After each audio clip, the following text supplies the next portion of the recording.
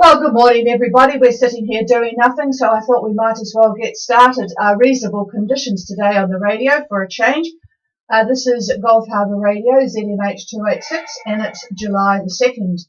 It's quite a warm day here for July, 15 degrees. We've had the odd shower of rain before. The bar is back up to 1030.1 after a little drop yesterday in between the two high centres.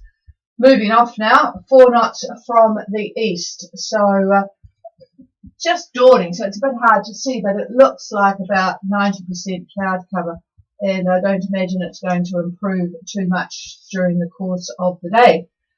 Thank you very much for some of the emails that came in. Some this morning, just to let you know, in Savi Savi, this is from Valak up the Nakama Creek, Nakama, whatever it's pronounced. Nothing up there, as you can imagine, east 1 to 2, the bar of 1014.2, and 20% a bit of alto Q and cumulus to the west. Over in Tonga, and fairly light radio there at the moment, but who knows. 5 to 10 knots, thank you, Whistler. Northeast, 5 to 10 northeast, 80% cloud cover there, and a 1012.9. Must be very protected. Very protected, 25 degrees, so David must be looking at some more wind. Definitely more new. more there. Okay, all right, well, we'll hear about that shortly.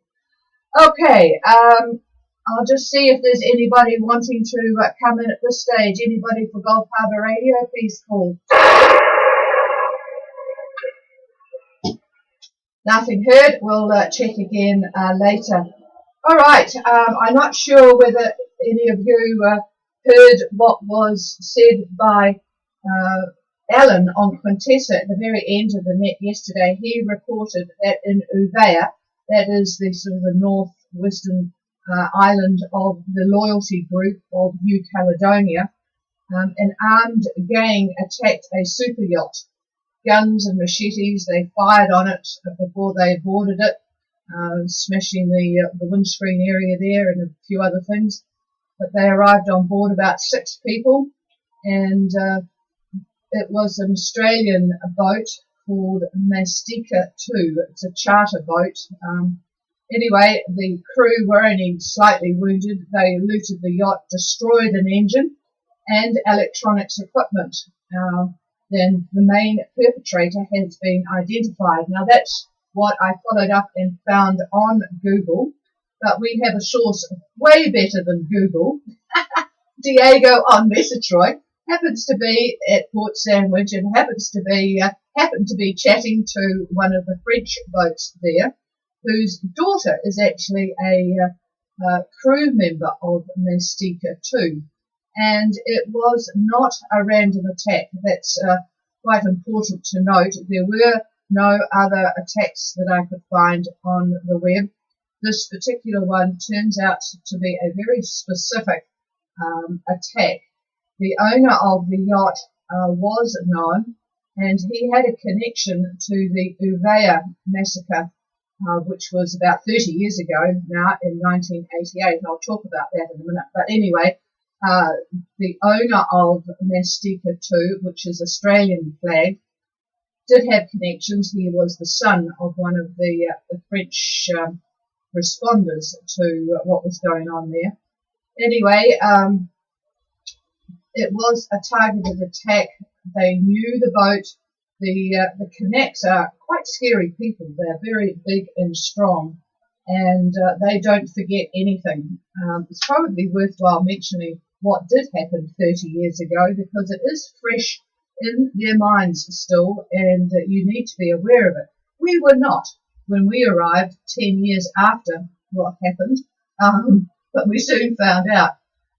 It was in 1988, and the Kanaks were not happy about the French in New Caledonia and the loyalties generally, and they were campaigning to separate. Anyway, as a part of that campaign, they assassinated 4 gendarmes, 4 French gendarmes, and they took 27 hostages, including the public prosecutor. and they hid them. There's a cave system in Uvea, and they hid them in a cave. It was a very well protected cave. They had it a 7.5mm machine gun outside the entrance, so and it was in an area that was going to be very hard to storm. Anyway, they demanded independence from France, and the French said that they would not negotiate with terrorists, and they responded quite quickly and quite forcefully. They sent 74 very specialised forces, parachutists and special forces people, and in the process 19 Kanaks were killed. Two of the French forces were killed too, but 19 Kanaks were killed, not necessarily as part of the storming process. So there was quite a strong rumour that they were some of them were executed after they were captured. It was quite a World War II type commando raid, and it wasn't exactly done according to plan. They ended up at the wrong place to start with, and then got seen, and so on and so forth. So it was an absolute mess. So this was 30 years ago now, and we arrived there 10 years after that, totally oblivious because we'd been cruising and not keeping up with the news. And I tell you that it was still fresh in their minds as it would be 10 years later. And when we were walking up to the village, up a sort of a cliff area, some probably 8 to 10 very strong young Kanaks came pounding towards us. It was actually quite scary. Anyway, they found out we were, kept our cool and talked to them and found out we were New Zealanders, and so it was okay. But it's not a place to take lightly. It is a tinderbox. So if you go to there, keep a low profile in Uvea. Actually, I wouldn't really go this year, but anyway, keep a low profile and try and find the chief of the area. It's actually very difficult to just say that you would like to be there and that you are certainly not a boat that is taking passengers for hire. They don't like that. In fact, they're not the only only island that doesn't like that. There is nothing that comes to island groups, particularly Uvea, because of the history there. So if you're trying to make money out of taking people there, it's not really appreciated. So anyway, that's the story there, and it was good in many ways to know that it was a very targeted attack and not just a general attack on somebody that happened to be there. So thank you, Diego, for all that news. I think we probably know more than most of the world. Okay, moving on. Just for the WinLink people, the ZL2 SEA site is not working at the moment. The antenna broke in the wind.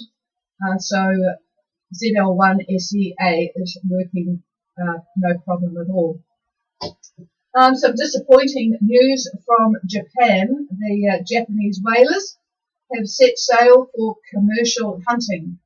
This is the first time in 30 years. It's been a 30-year gap. Probably doesn't seem like that to us down here in the South Pacific because, of course, they've had their so-called scientific capturing going on, but this is a full-scale commercial hunt. They are going to catch up to 227 whales, including 52 minke, 150 brides, and 25 sei whales. Really, really disappointing, and that's not going to go down well with the international community. In Guadalajara, some interesting news. David will be interested in this. Of course, at this time of the year, it's quite hot in Guadalajara, 30 to 31 degrees. However, they had this amazing hailstorm yesterday. It left a 1.5 to 2 metre deep carpet of ice everywhere. Absolutely unbelievable pictures. And of course, a lot of damage to homes and vehicles, of course. But the pictures just look absolutely amazing. It's not nice fluffy snow. It is absolute ice, and it's covering the whole of Guadalajara. Absolutely amazing.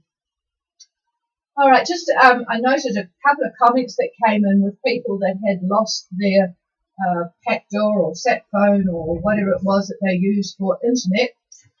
If you have a problem with that, let me know, because many of you have friends and family watching your progress on CruiserSat.net or the YIT site. So if you cannot put a post on there, let me know and I will put one on for you. I can do that. And that means that friends and family will not be concerned. That all is well, and it's just your communications that are down. So I can do that after our net here. If you think it will take too much time, plenty of time after David's finished his weather forecast. Moving on to America's Cup news. Not very good news, actually. The Dutch sail team has withdrawn from the 2021 event due to financial constraints. So that leaves only 4 challengers left. These AC-75 monohulls are pretty expensive, the whole development process and so on. And some of these people just can't get the support needed for what is considered a rather exclusive sport. Anyway, those left, there's Luna Rossa, of course, Ineos, the UK entry, American Magic, and Stars and Stripes. So just the 4 of them will be competing to compete against New Zealand in 2021. We love it when Luna Rossa is in Auckland, because the local supermarket down there at West Haven, it's a New World one, they always bring in lots and lots of really good Italian stuff. So it's a good place to shop when the America's Cup is on.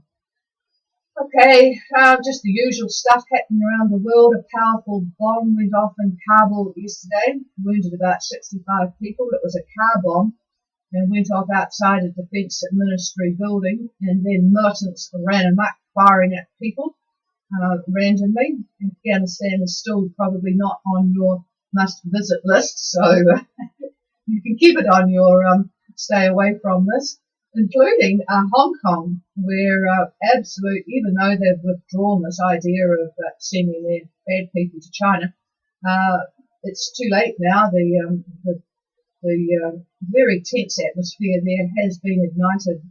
Yesterday, hundreds of protesters stormed a government centre. They had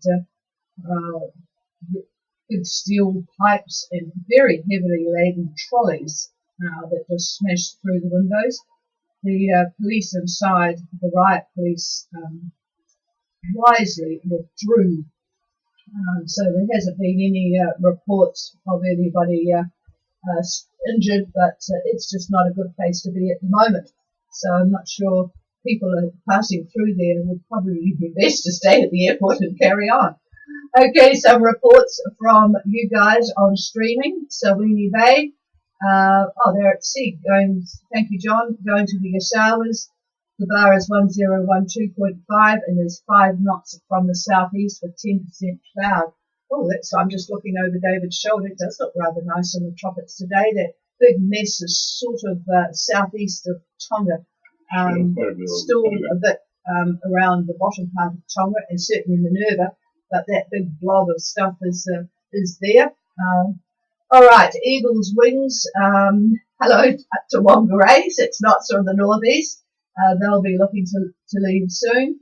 And Port Sandwich and Malakula from Messatroy, no wind, 50% strata Q, 20 degrees. Well, it's not too warm, is it? 1010 millibars. So that's the story from there. And here I can tell you that it's 100% overcast. I thought there might have been a little bit, but very, very dull looking outside, but no complaints at 15 degrees. Is it quite breezy now? It was only about 4 knots. Oh, it is quite breezy now. So there you have it. Okay, well that's about the news. It's fit to print. Actually, I haven't seen anything fit to print this morning because we must have a new paper ban, and David found it in a bucket, my watering bucket yesterday, so it was too dark before to investigate the deck properly, but we have not got the news from a print version this morning. Fortunately, the internet's still working, although I will be changing it over today. We thought it was going to be last week, but it is going to be today that we change providers. So if you're here for tomorrow, yes, if there's no streaming on tomorrow, you'll know that we are still having a struggle. All right, this is Gold Harbour Radio. Is there anybody with anything else?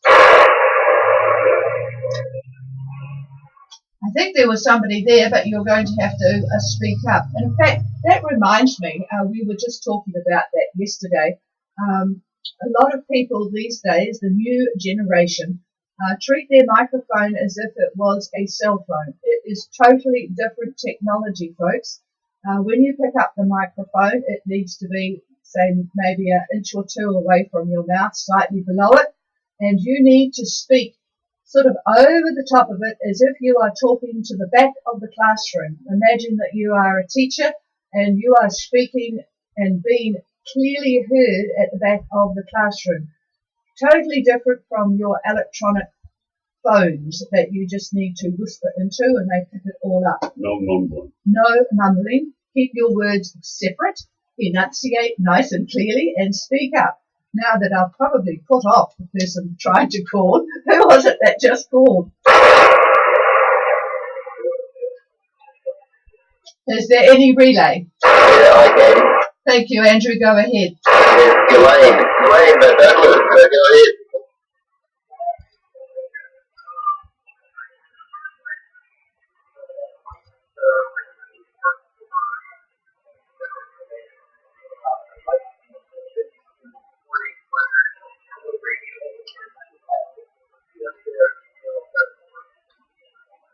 Okay, Douglas is asking for your email address so he can contribute to the weather reporting. Oh, thank you. And yeah, it's quite very, very light. I know you're there, Douglas, but very, very light. So might be worthwhile having a look at that. The email address is ghradio at extra, which is XTRA. There's no E, extra.co.nz. We are maintaining that email address even though we're going away from extra.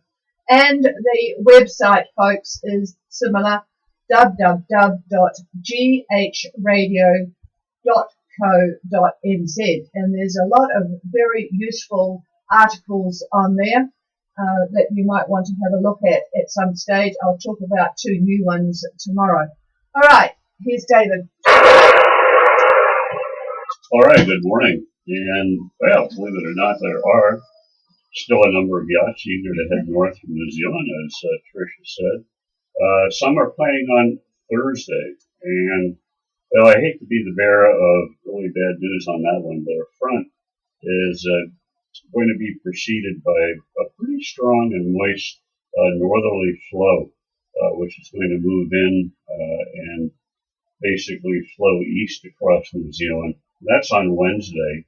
That's going to bring rain to much of the country. Actually, we're getting showers now, but especially in the north, where most of you are staging. Now, to top this off, a low may form on this front, small low, just north of New Zealand. And that's on Thursday.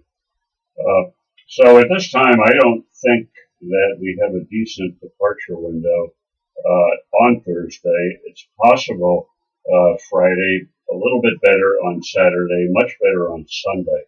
Saturday is the 6th of July. Even on Saturday, the winds look to be out of the southwest, 25 to 30 knots, so it's going to be a bit choppy out there from the get-go. Sunday, it's much, much calmer. Now, for today's situation, our high that has been over us, giving us glorious weather that's indeed moved east. It's out now about 170 west. Central pressure is still strong, 1040, 1040 millibar. And it's extending a pretty tight ridge northwest. Goes up to about 27 south, this ridge.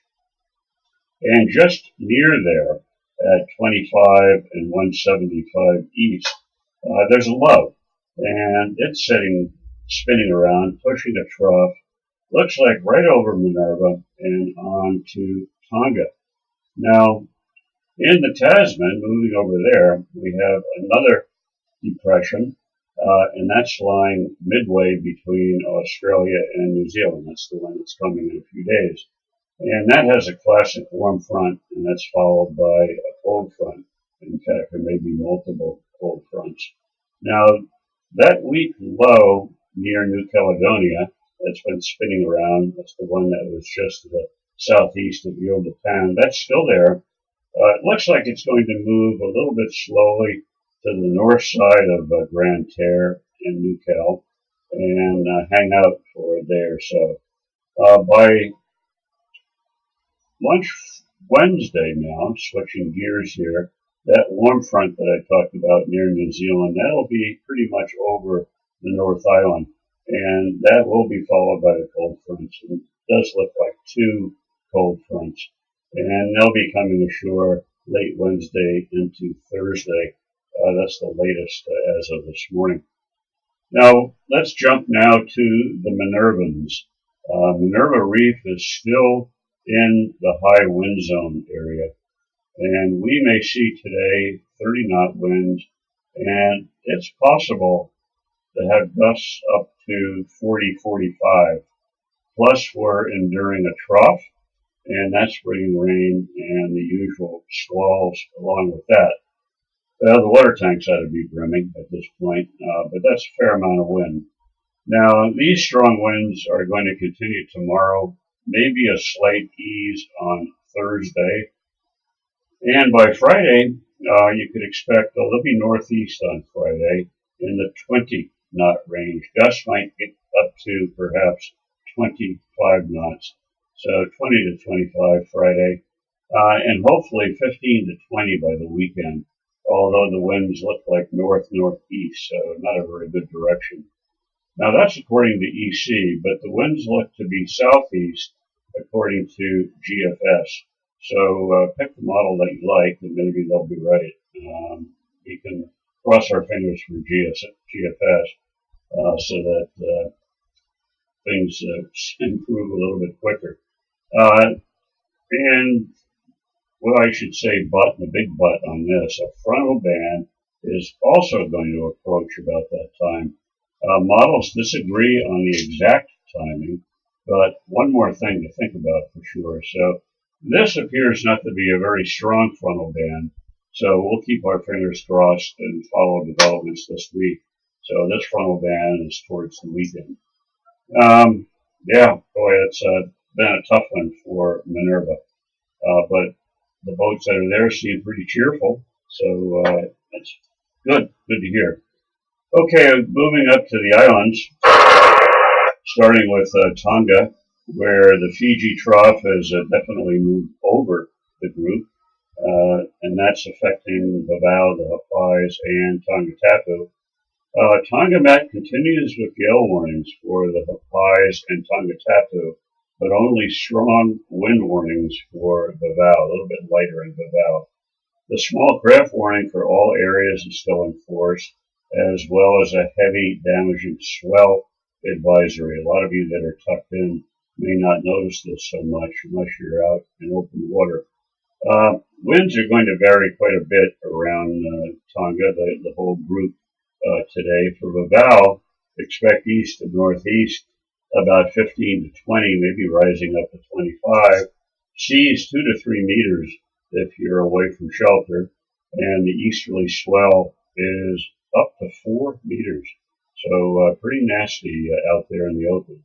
Now for the Hapais and Tongatapu, a little bit more. East to northeast, 25 to 30, rising 35 to 40 today.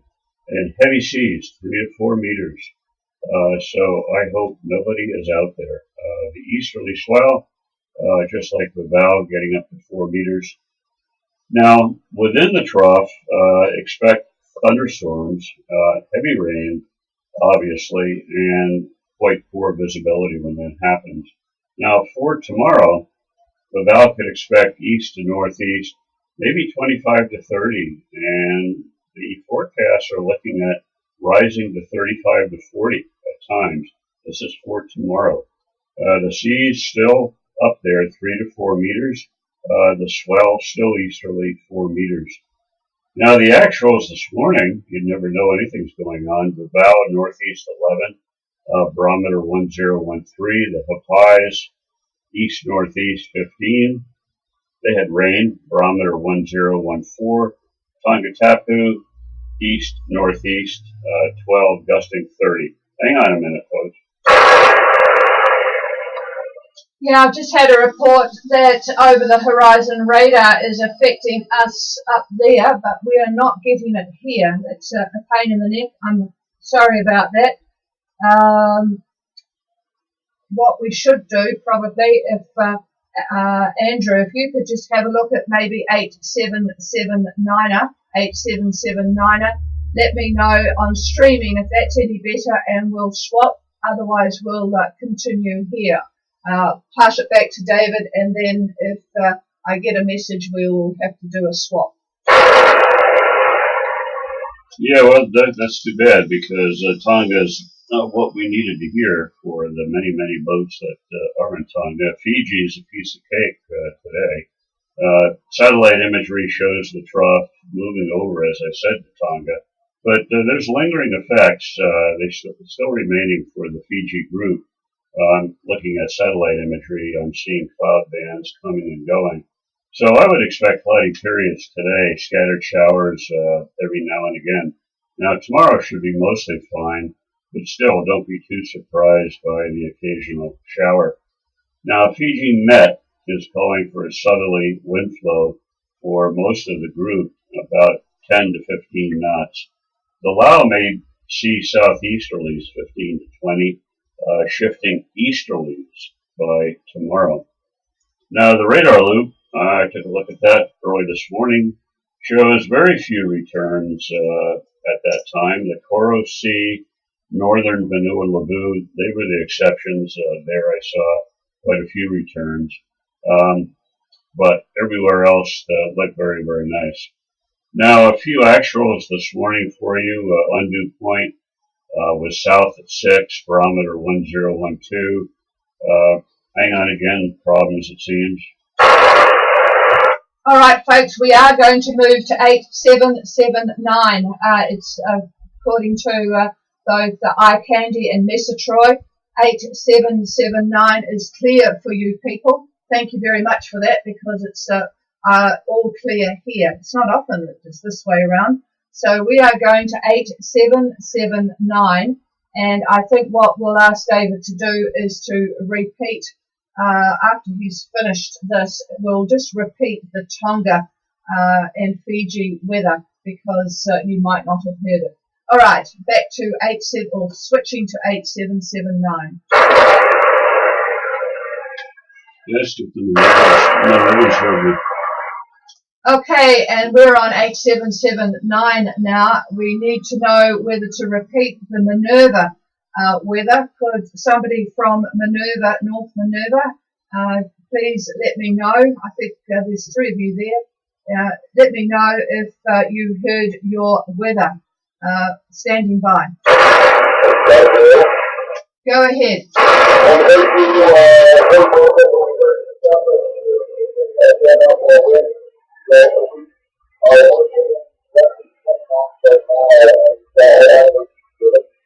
Okay, thank you for that. So it wasn't all that clear here, but it sounded like you did hear everything. So we'll carry on, and if anybody needs anything clarified, we'll do that at the end. Yeah, right. And for the Minervans, use the email too if you have any other questions. So, okay. We'll start with Tonga once again. And as I mentioned, the Fiji trough has moved over the group, and that's affecting everybody there. Vavau, the Hapais, Tonga Tapu. Now, Tonga Met continues with gale warnings for the Hapais and Tonga Tapu, but only strong wind warnings for Vavau.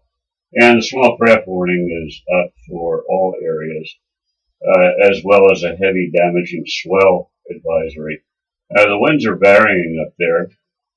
For Vavau, today expect east to northeast about 15 to 20, getting up to 25 occasionally. Seas 2 to 3 meters out in the open water, and the easterly swell is 4 meters. Hang on.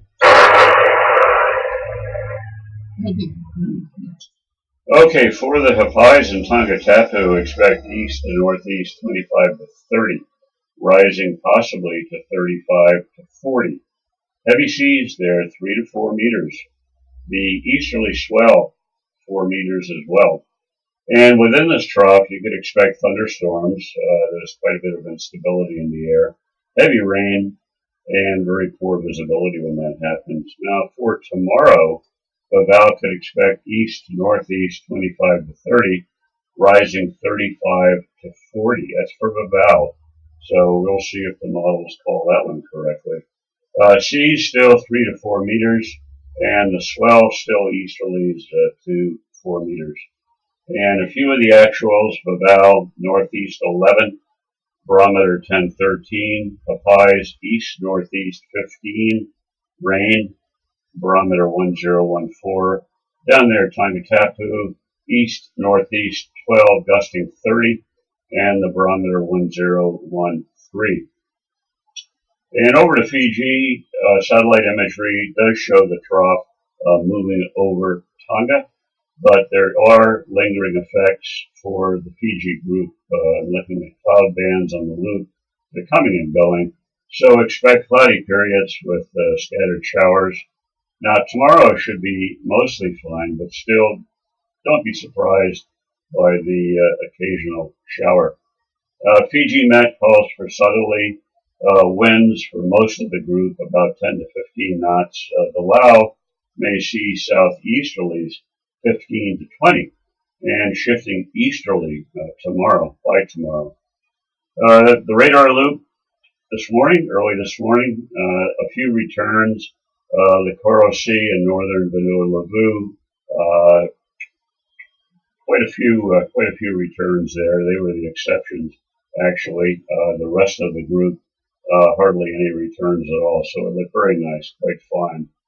Now, a few of the actuals this morning: on dew point, south 6 knots, barometer 1012. The Osawas, south-southwest 7, barometer 1012. Vanua Balavu, northwest 2, barometer 1015. Nandi, northeast 5, barometer 1013. Matuku, down there in the southern Lao, south 1 knot, barometer 1012, 1012, I mean. Onoi Lao, northeast 5, barometer 1013. Well, pretty much as you can see, light air, virtually light air early this morning, and virtually in all directions. Okay, quickly moving to Vanuatu. Shows scattered cloud on imagery, although Port Vila to Erromango looked nearly cloud-free at the time of this loop. Looks like light air for the entire group, quite variable. Initium 5 to 10 knots out of the west. Erromango 5 to 10 from the northwest. Port Vila northeast 5 to 10. Between Malakula and Pentecost, south-southeast about 10 knots or so. Up there in the bank, southeast around 10 to 15. Light again tomorrow. A little bit more cloud tomorrow, especially in the north. And there could be some scattered showers reaching down to Erromango. And lastly, New Caledonia shows scattered cloud on imagery as well. Light air in the southern lagoon, less than 10 knots, I'd say, by lunch, east to east-northeast. Tomorrow, light and variable again, mostly sunny with a few clouds here and there, so it looks pretty nice tomorrow. Winds are going to shift to westerlies by dinner tomorrow. They'll be less than 10 knots though, so fairly light air for New Cal. So Vanuatu and New Cal are the champions for today and for tomorrow. Weather-wise, Fiji is coming along, so the only folks that are getting a hammering are the Tongans and the Minervans. So that'll be gone before too long, but this has been a heck of a week. So that's it from me. Any questions or comments from now? Oh, and thank you for the reports from yesterday and today. Gotten a lot of them. And a lot of people put quite a bit of work into it, and I do appreciate it. And while we're on that, the subject, the big issue that I wanted to look at for this weather weekend and it was a weather weekend with these very high winds, especially for Fiji and for Minerva.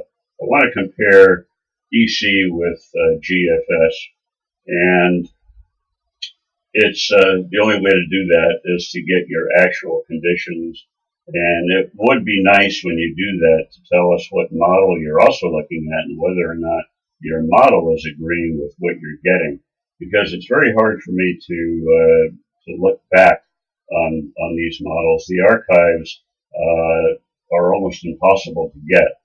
So when you do give a report for, say, yesterday or the day before, I really can't look back and see what the model said. I used to be able to do that on one of my sites, but that site went away. But anyway, I like your opinions as well as to what you feel is the most accurate of the two, regardless of how you're getting them.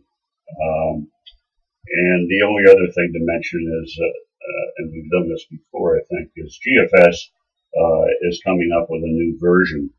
They're upgrading GFS. They're trying to put a little bit more orographic into it, and they're trying to, they're attempting to handle the more mesoscale weather with it. So they're looking at better results for thunderstorms and rain events and that sort of thing. And with that also comes wind.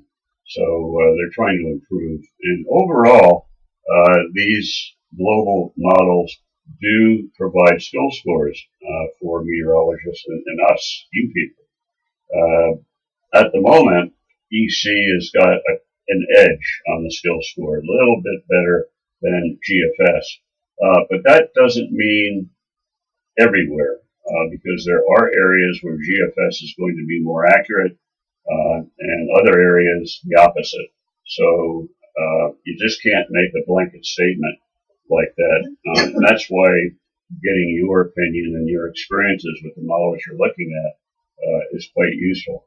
Obviously, if you are in a highly protected area, it's going to be next to impossible to get anything decent. But oftentimes you're on a roadstead, or you can look out and see where the winds are coming from, the whitecaps that are out there, and make a judgment. So all that's helpful, and if you help me on that, then, well, I can help you a little bit better too. So here's the chief. Well, we've got a noise here now, actually, so obviously somebody is operating not too far away. I was going to give a trial between Whistler and Gillian there, but I'm not sure that it's going to be all that useful. Yeah, it was interesting, the EC versus GFS. We seemed to come to the conclusion that EC was better yesterday, but then we had a couple of emails from specifically a bit lower down in the area, and GFS seems to be a bit more accurate. So, yeah, it is very localized. Okay, is there anybody wanting anything further? Nothing heard. And Whistler, I know you're on the streaming, but if you could go back to the radio, and I would like to do a trial between Whistler and Gillian. I did not hear you, Gillian, but we'll see. Tonga's not coming in very well this morning, and I'd be interested to know if it has improved over the course of the net or whether it's got worse. So I'm going to give Whistler a trial. Whistler, Gulf Harbour.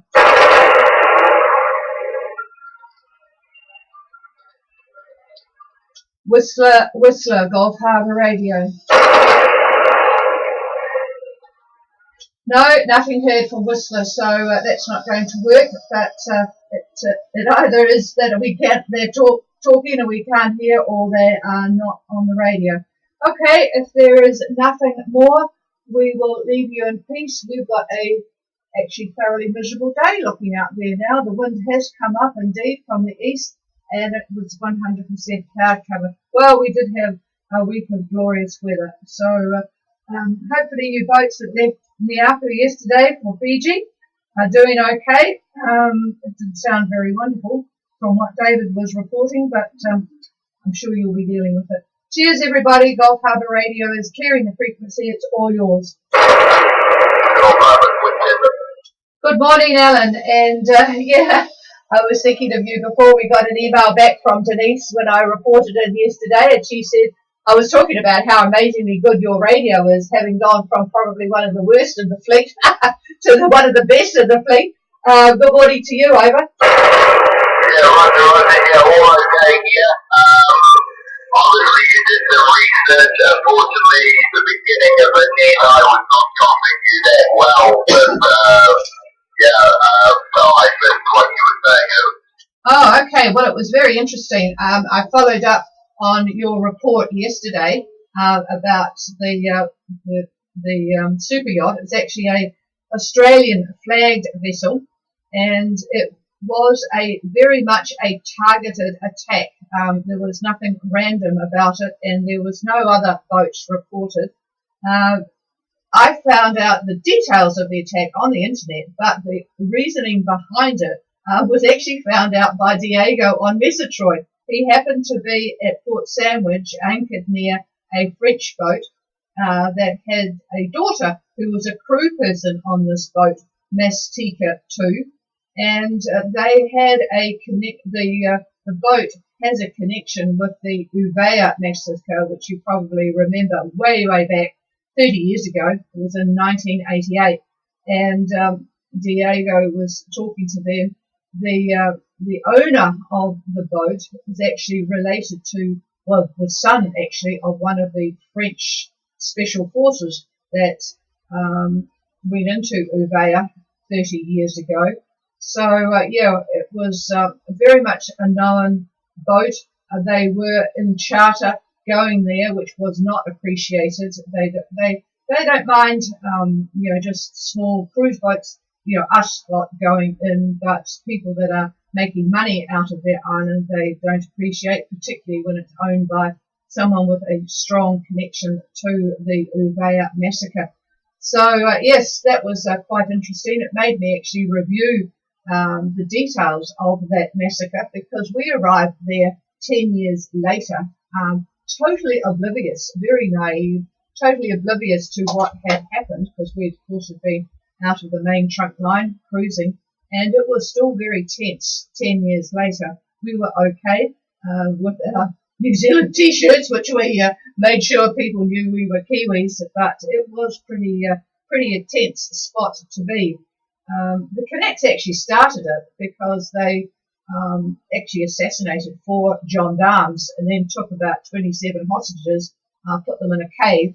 So they started it, but the French really came in strong. They arrived with 74 very special forces people, parachutists and the like, and in the process 19 Canucks were killed. So it's still very fresh in their minds, and that was actually behind this latest thing. It's still a tinderbox, Alan, over. Yeah, Roger.